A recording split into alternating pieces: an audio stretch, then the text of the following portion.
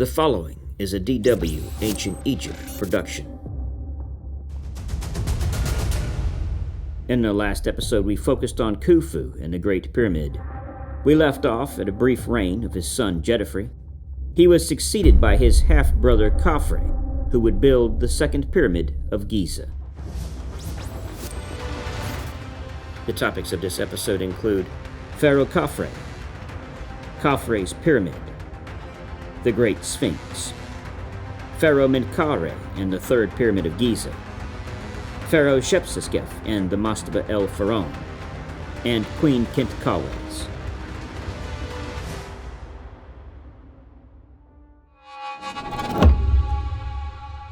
Pharaoh Khafre. Pharaoh Khafre, who ruled from roughly 2558 to 2532 BC, is most famous for being the builder of the Second Pyramid of Giza. The actual length of his reign is believed to have lasted between 24 to 26 years, although the famous ancient Egyptian scholar Manetho wrote that it lasted 66 years. Khafre, whose name means appearing like Ra, may have been the younger son of Khufu and his consort Henutsen. As a result, Khafre had to wait for his older brother Djedefre's reign to end before ascending to the throne as the fourth ruler of the fourth dynasty. Khafre continued Djedefre's promotion of the sun god Ra's cult by adopting the title Son of the Sun and incorporating the god's name into his own. We have knowledge of several of Khafre's wives, including Meresaonk III, daughter of his brother Kewab, and his principal wife, Khameneti I. His sons include Nekure, Sekemkare, and Menkaure, who succeeded him and married Khameneti II, Khafre's daughter and Menkaure's sister. The Mastaba tombs of nobles in Khafre's court provide clear evidence of Egypt's prosperity during his reign. The tomb of Prince Nekure, a king's son, contains a unique will to his heirs inscribed on its walls. This will bequeaths 14 towns to his heirs, at least 11 of which are named after his father Khafre. While his legacy is divided among his 5 heirs, 12 of the towns were designated for the prince's mortuary cult. It is known that Khafre engaged in foreign trade or diplomacy, since artifacts dating from his reign have been discovered in Byblos, as well as in Ebla, Syria. He likely had diorite quarried in Tashka, Nubia, and possibly dispatched expeditions to the Sinai region. Although few inscriptions remain to fully comprehend Khafre's era of rule, he left behind some of ancient Egypt's most significant treasures. The lifelike diorite statue of Khafre found in his valley temple, now housed in the Egyptian Antiquities Museum, is such an example. He is portrayed as eternal, possessing an athletic physique in the prime of life, regardless of his actual age at the time of the statue's creation. This convention was typically followed by most pharaohs and their royal images, except for the notable exception of the heretic king Akhenaten in the New Kingdom. From the inception of kingship, the god Horus had been the main patron of the king, who was the god's earthly embodiment. That ideology survived into the Old Kingdom period. This statue, where the falcon god cradles Pharaoh Khafre in his wings, is a vivid expression of this ideology. The falcon not only protects the king with his wings, but he also merges with the king so that there is no distinction between the bird's breast and the back of the king's head. Mythology makes clear that the Egyptians saw Horus as the successor of Osiris, and that they equated the living king of Horus and the dead king of Osiris. Horus's lengthy struggle to wrestle kingship from the god Seth was one of the most elaborate tales of Egyptian mythology. The Old Kingdom pyramid texts would later allude to it, and, over the next centuries into the Roman period, various versions of it appeared. As we mentioned earlier, the two gods were perpetual antagonists and seem to have represented two competing ideologies that began in the early dynastic period.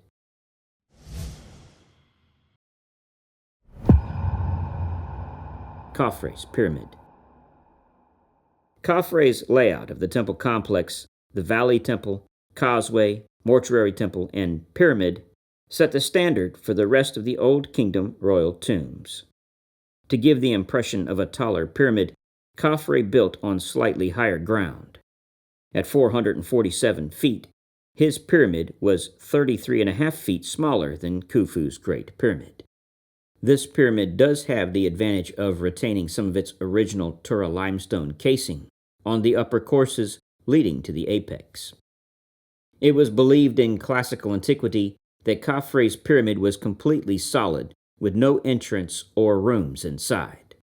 This pyramid actually contains two entrances, both on the north face. The lower descending passageway is carved completely out of the bedrock, descending, running horizontal, then ascending to join the horizontal passage leading to the burial chamber. There is a subsidiary chamber that opens to the west face of the lower passage, the purpose of which is uncertain. The upper descending passage is clad in granite and descends to join with the horizontal passage to the burial chamber. The chamber is almost centrally located and cut from the rock at ground level. The roof is constructed of gabled limestone beams. Archaeologist Giovanni Belzoni entered this chamber on March 2, 1818. He was disappointed to find that medieval Arabs had previously entered. But even before this, the pyramid had been robbed in ancient times. All that remained in the chamber was a plain, polished red granite sarcophagus sunk into the floor at the west end, which contained a few animal bones. Another pit in the floor likely contained the canopic chest. Its lid would have been one of the pavement slabs. Belzoni wrote his name and date of entry on the south wall and above the entrance before leaving. Along the center line of the pyramid on the south side was a satellite pyramid, but almost nothing remains other than some core blocks and the outline of the foundation. It contains two descending passages, one of which ended in a dead end, with a niche that contained pieces of ritualistic furniture. Though it is now largely in ruins, enough of the mortuary temple survives to understand the plan. It was larger than previous temples and was the first to include all 5 standard elements of later mortuary temples: an entrance hall, a columned court, 5 niches for statues of the pharaoh, 5 storage chambers, and an inner sanctuary. There were over 50 life-size statues of Khafre, but these were removed and recycled, possibly by Ramses II. The temple was built of megalithic blocks. The largest is an estimated 400 tons. A causeway runs 541 yards to the Valley Temple, which was very similar to the mortuary temple.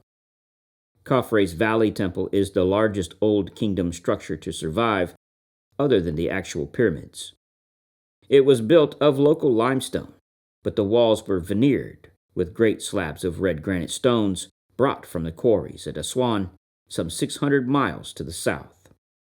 The square pillars of the T-shaped hallway were made of solid granite, and the floor was paved in alabaster. The exterior was built of huge blocks, some weighing over 100 tons. In addition to his pyramid complex at Giza, it is widely believed among Egyptologists that he also constructed the Great Sphinx, bearing his likeness, situated adjacent to his Valley Temple.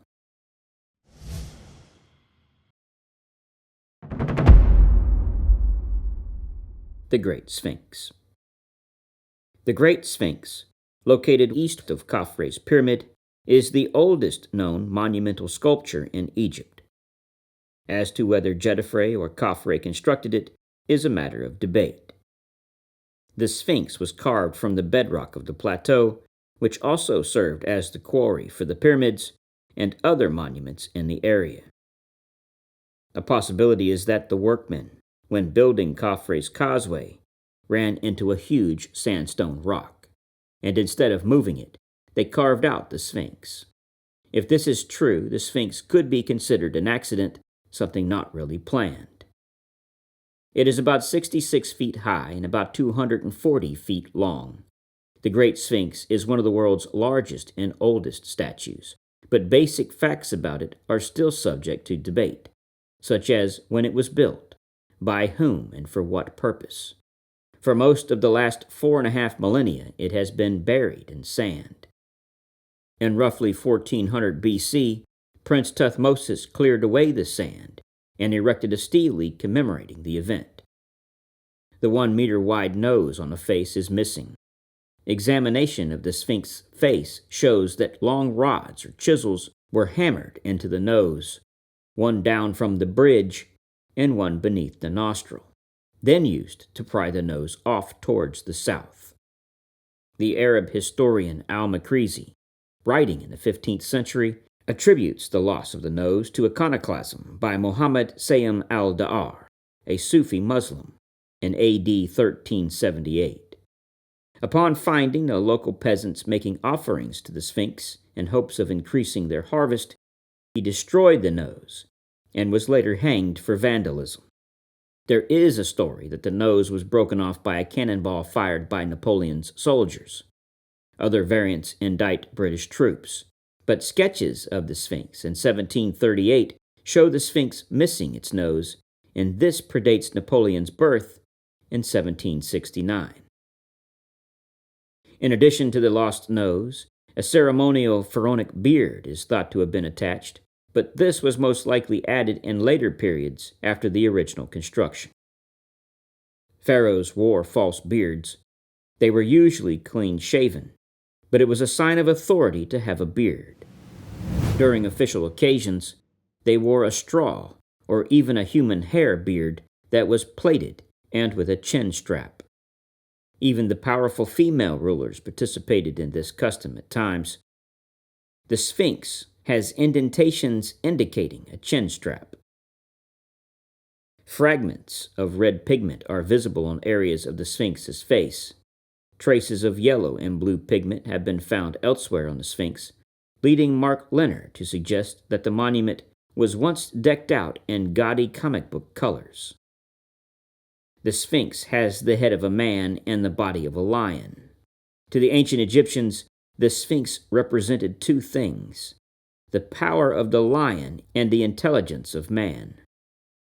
The lion during pharaonic rule was a sort of talisman or totem animal to the pharaoh. Later in Egyptian history, Ramesses II was reported to have a pet lion with him when he went into battle.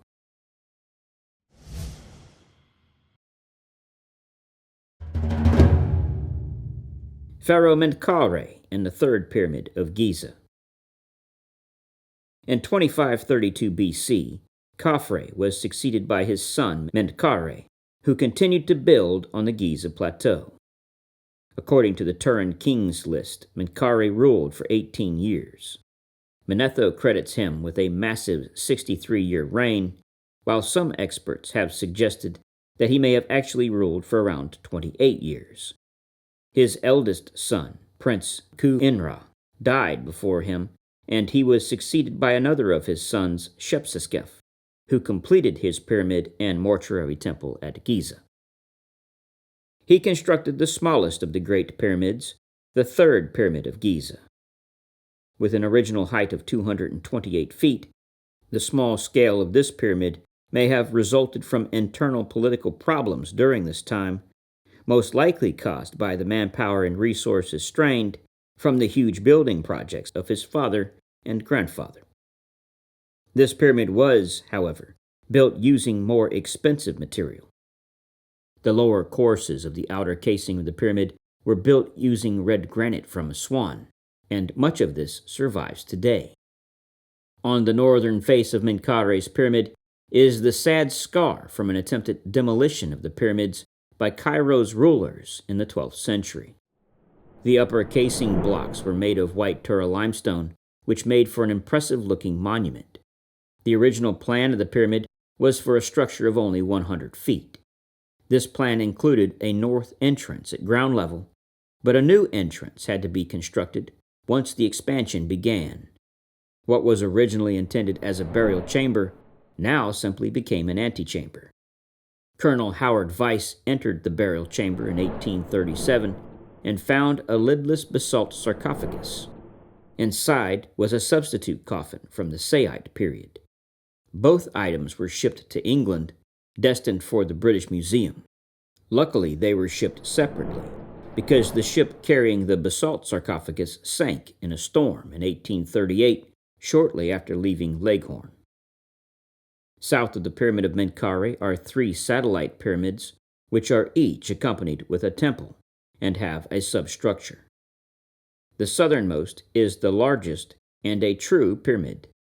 Its casing is partly of granite, like the main pyramid, and is believed to have been completed due to the limestone pyramidium found close by.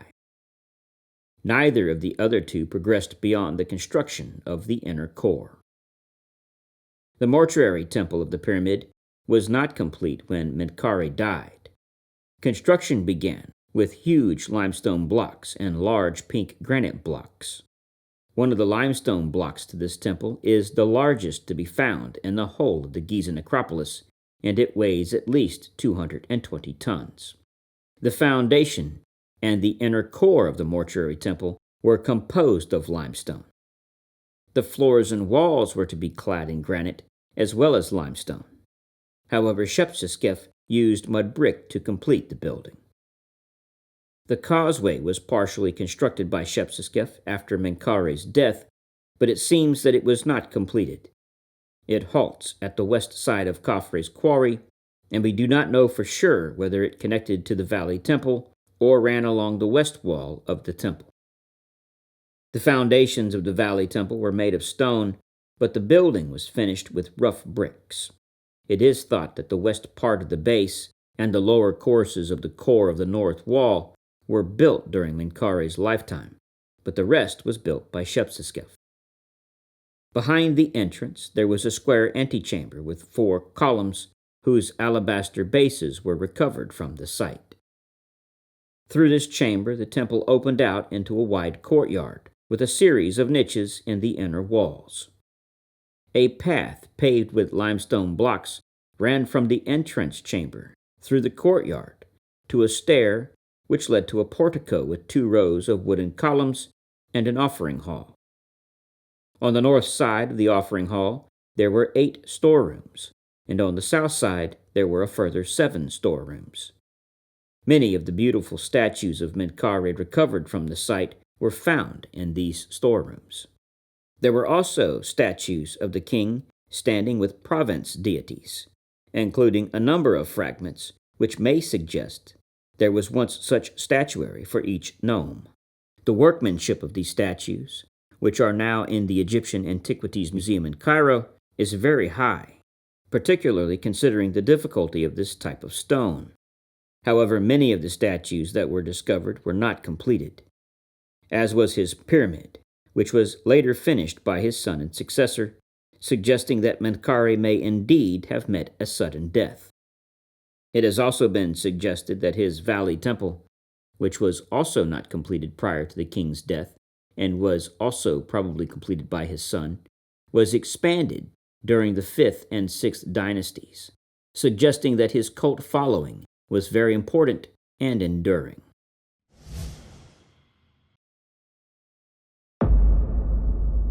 Pharaoh Shepseskaf and the Mastaba el-Faraoun.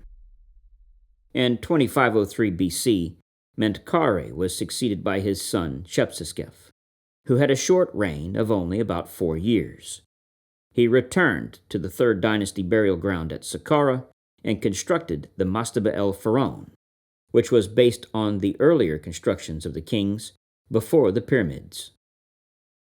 This mastaba was 327 feet long and 244 feet wide. The mastaba is oriented north to south and set within a large double enclosure wall of mud brick. The entrance has much in common with the standard pyramid entrance. It is set into the north wall about 2.5 meters above the ground level, with a small entrance hall leading to a descending pink granite corridor, which was once plugged with large granite blocks. The entrance corridor leads to an antechamber, burial chamber, and small storerooms. The mortuary temple does not resemble those of the pyramids of his predecessors. It stands in front of the east wall, oriented north to south, and, despite its relatively small size, seems to have been built in 2 phases. There is a small open courtyard paved with limestone in the eastern half of the structure, which once had an altar in the northwest corner. The western half of the temple is shaped like an inverted T and included a false door and a number of small storage rooms. No statue niches have been found in the temple, but a fragment of a statue of Shepseskaf was found here.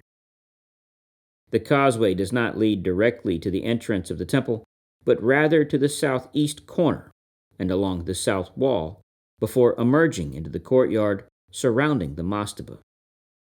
It was composed of whitewashed mud bricks decorated to resemble a corridor with a vaulted ceiling. The Valley Temple has not been constructed, and there are no tombs of officials or family members to the king, which raises more questions to the circumstances of the construction of this tomb.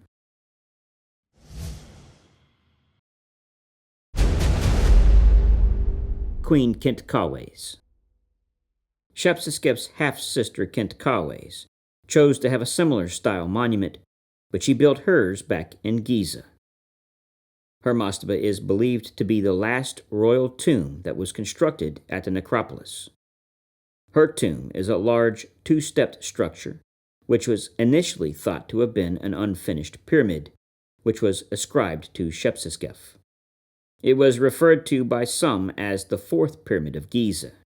Egyptologist Carl Lepsius, however, considered it to be a private tomb and gave it the designation LG-100. When it was excavated in 1932 by Hassan, it became clear that it belonged to Queen Khentkawes I. Entry to the tomb was by a massive pink granite doorway in the southeast, decorated with the name and titles of Khentkawes.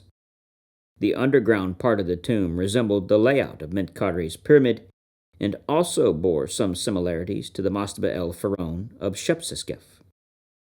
It consisted of a large antechamber, 6 small magazines, and the burial chamber, which was lined with pink granite. Other than some small fragments of alabaster, possibly from the sarcophagus, no trace of the queen's burial remained. A small brown limestone scarab, dated tentatively to the 12th dynasty during the Middle Kingdom, was found here, prompting the speculation that the tomb was used for later burials. The second step was not part of the original building. It seems to have been added at the beginning of the 5th dynasty, possibly in recognition of a change in status of the queen. The limestone step was not placed directly over the center of the tomb, as its weight would probably have damaged the substructure, but instead it's offset to the east. The outer walls were clad in fine white limestone, and a perimeter wall of whitewashed plaster was placed around the tomb. To the east of the pyramid lies one of the oldest planned settlements in Egypt. The Pyramid Town was arranged along the causeway which connected the pyramid and the Valley Temple and provided housing for the priests and workers who ran her mortuary cult. The houses were constructed from unbaked mud brick, decorated with yellow plaster, and had their own granaries and storerooms. The city was probably the home of the priests and servants of the pyramid complex. The southern extension comprised of a large structure, which could either be the house of an overseer or possibly even a dummy palace. Constructed towards the end of the 4th dynasty, or the early 5th dynasty, there is evidence that it was a thriving settlement well into the 6th dynasty. The Valley Temple lies due south of the southern extension and merges into the Valley Temple of Menkaure. Its proximity to the tomb of Menkaure is one of the reasons that many consider him to be her father. By occupying this site, at the edge of the wadi, which provided access to the Giza plateau, Khentkawes seems to have made herself the symbolic gatekeeper of the Giza necropolis. Queen Khentkawes married Userkaf, who would take Egypt into a new direction during the rise of the 5th dynasty. Thank you for joining us.